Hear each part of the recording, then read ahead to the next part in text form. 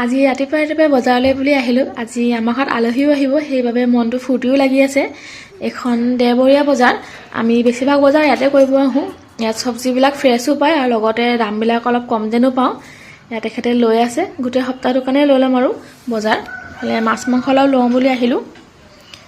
আমাৰ বজাৰ হৈ গ'ল, এতিয়া আমি ঘৰলৈ গৈ আছোঁ।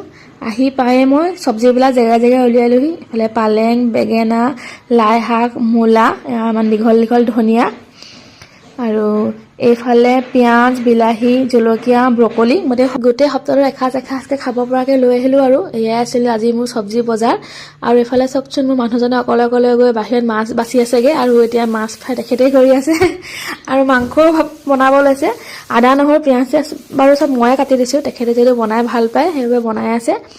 আৰু এইফালে চাওকচোন, দীঘল দীঘল এনেকুৱা গোটা গোটা বেঙেনা, এনেকৈ গোটা গোটাকৈ ভাজিম আৰু মাছৰ জোলটো বনাম মই। আমাৰ আলহী পালেহিয়ে, আহোঁতে ভিডিঅ' কৰা নহ'লে আৰু ডাইৰেক্ট ভাত খাব দিওঁতে ভিডিঅ' কৰিছোঁ। যিহেতু পোৱা বেছি টাইম হোৱা নাই, দুপৰীয়াই হ'ল। লৰালৰিকৈ ভাতটো বাঢ়ি দিলোঁ, আমিও লগতে খাব লৈছোঁ। তেনেহ'লে আমি খাই লওঁ। এয়া খাই বৈ আজৰি হৈ আমি অলপ ওলাই আহিছোঁ ফুৰোংগে বুলি, মানে আইতা আৰু মাহঁতক ফুৰাওঁগৈ বুলি। এয়া মোৰ আইতা আৰু মা, আজি আমাৰ আলহী। আমি আহিছোঁ ষ্ট'ন হিল ৰিজৰ্টলৈ। মাহঁতক ষ্ট'ন হিল ৰিজৰ্টখনকে দেখাওঁ বুলি আহিলোঁ। যিহেতু এখন আমাৰ ঘৰৰ ওচৰতে আছে, সেইবাবে ইয়ালৈকে আহিলোঁ। অলপ দেৰিকৈ আন্ধাৰে হ'ব, আমি সেইকাৰণে বেছি দূৰ নগ'লোগৈ। ওপৰলৈ ষ্ট'ন হিল ৰিজৰ্টখন যায়, কিনাৰৰ ফালেদি নদী পাৰলৈ যায়। প্ৰথমে নদী পাৰৰ পৰা আহোঁগৈ বুলি আমি আহিলোঁ।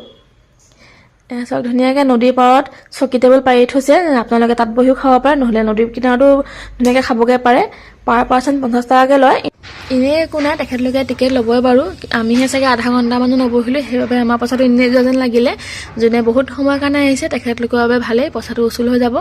আমি নদীৰ পৰা পালোহি। এখন চাওক, দলংখন বনাই আছে, কমপ্লিট হোৱাগৈ নাই। হোৱা হেৰিটো চাইডে যাব পাৰিলোঁ হয়। মানুহবোৰ এতিয়ালৈকে আহিয়ে আছে।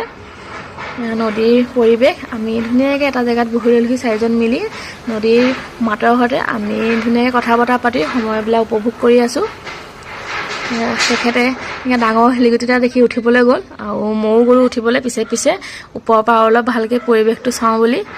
মই পৰিৱেশ উপভোগ কৰি আছোঁ। এতিয়া নামি আহিছোঁ, যিহেতু ঘৰ যামেই অকণমান দেৰিকৈ, সেইকাৰণে ৰিজৰ্টখন চাওঁগৈ। যিহেতু ৰিজৰ্ট আমি যোৱাই নাই, এতিয়া ৰিজৰ্টখনলৈ বুলি গৈ আছোঁ। এইখনেই হৈছে ষ্ট'ন হিল ৰিজৰ্টখন। ৰিজৰ্টখন ডাঙৰ আছে, গোটেইখন ৰিজৰ্টৰে ভিতৰৰে অংশ। সেইফালে ডাঙৰ ডাঙৰ কটেজ বনাই থোৱা আছে আৰু ওপৰতো সৰু সৰু কটেজ আছে। এয়া ওপৰৰ দৃশ্য, ইমান ধুনীয়া। মুকলি আকাশৰ তলত নিজৰ ঘৰৰ আপোন মানুহৰ সৈতে ধুনীয়াকৈ সন্ধিয়াটো উপভোগ কৰিলোহি, চাহ একাপ খালোহি। এতিয়া আমি ঘৰ আহি পালোহি। ঘৰ আহি কামৰ মানে লাগিলোহি। আজিলৈ বাই বাই।